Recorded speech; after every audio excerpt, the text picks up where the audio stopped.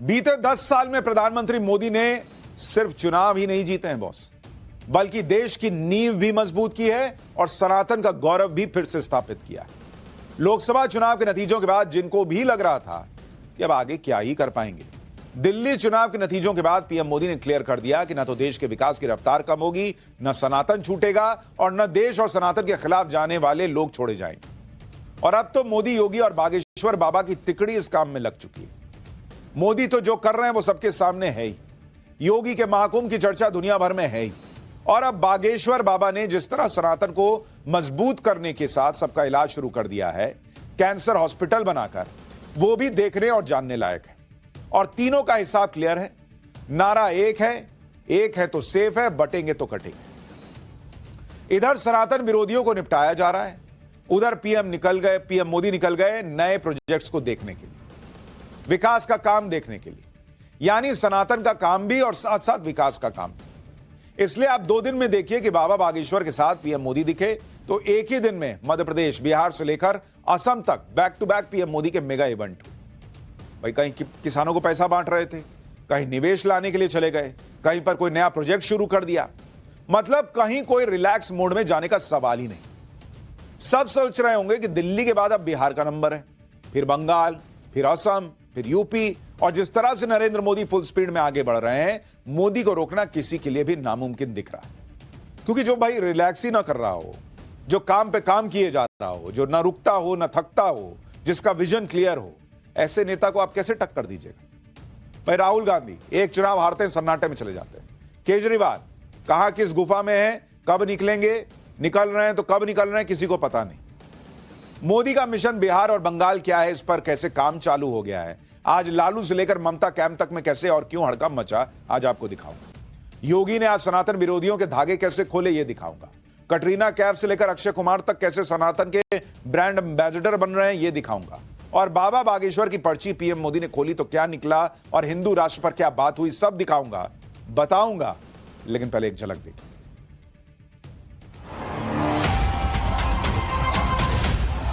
ये जंगल राज वाले महाकुंभ को ही गाली दे रहे हैं। भारतीय जनता पार्टी ने सबसे ज्यादा धर्म को ठेस पहुंचाई है। हमने आपकी तरह आस्था के साथ खिलवाड़ नहीं किया। एकता का महाकुंभ है और आप ऐसे ही सत्ता में रहें ताकि भारत ऐसे ही विकास करता रहे।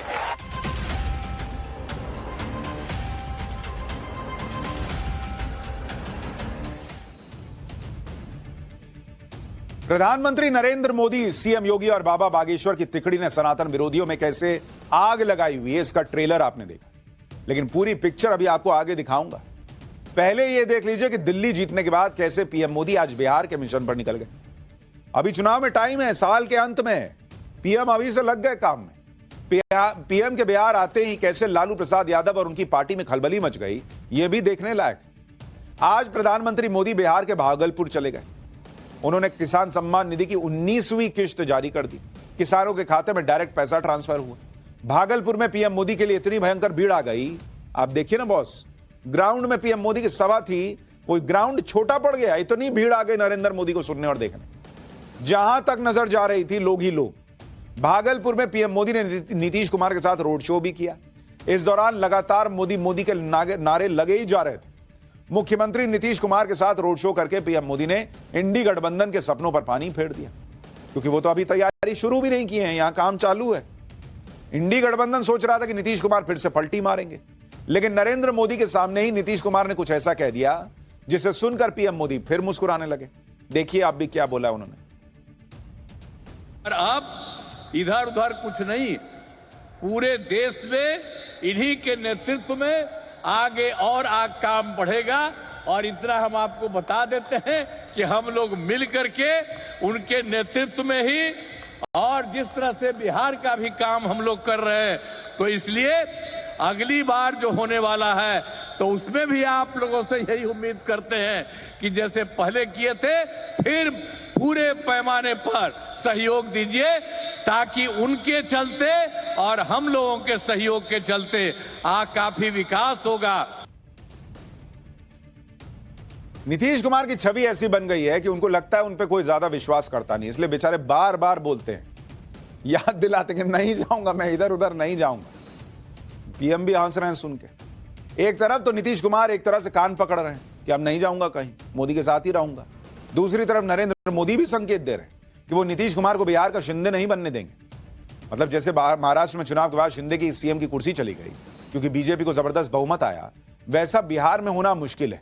बिहार में नरेंद्र मोदी और नीतीश कुमार की जोड़ी है और यह जोड़ी बनी रहेगी। आज खुद पीएम मोदी ने नीतीश कुमार को लाडला बता दिया। एक तरफ नीतीश को लाडला बताया तो दूसरी तरफ जंगल राज की बात करके लालू प्रसाद की पार्टी को भी उधेड़ दिया। यानी उन्होंने यह कह दिया कि भाई बिहार में नीतीश कुमार बड़े भाई की भूमिका में रहे हमेशा। भाई शिंदे तो उस वक्त बन गए सीएम, लेकिन बीजेपी बड़े भाई की भूमिका में हमेशा महाराष्ट्र में रही थी। तो जब जीती सीटें तो उसने शिंदे को हटना पड़ा, लेकिन नीतीश कुमार के साथ ऐसा नहीं होगा। यह आज पीएम मोदी ने संकेत दे दिया। सुनिए एक बार।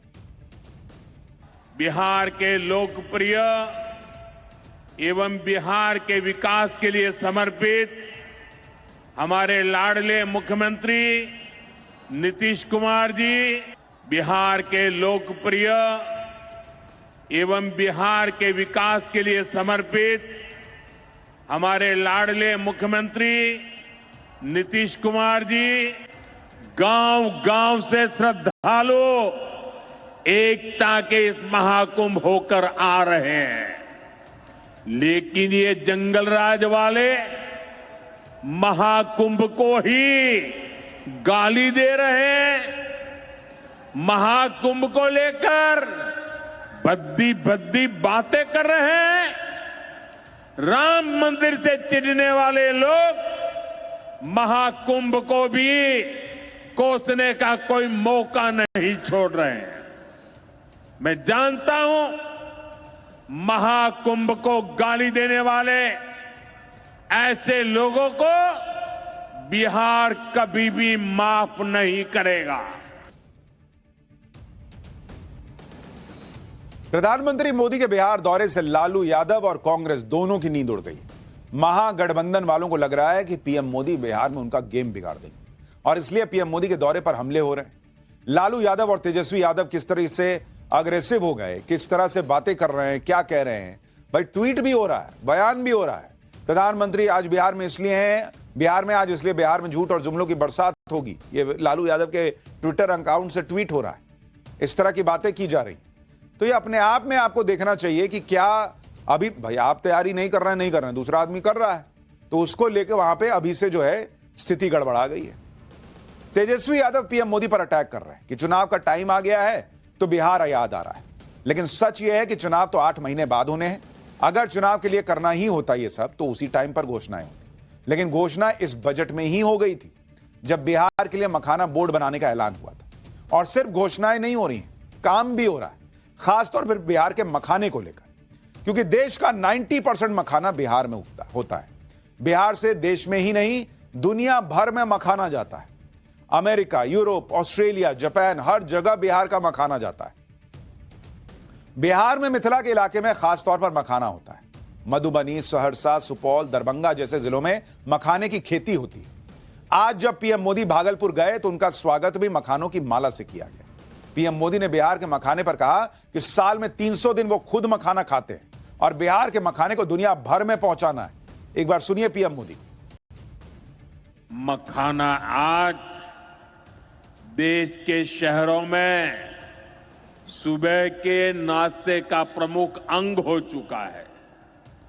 मैं भी 365 दिन में से 300 दिन तो ऐसे होंगे कि मैं मखाना जरूर खाता हूं।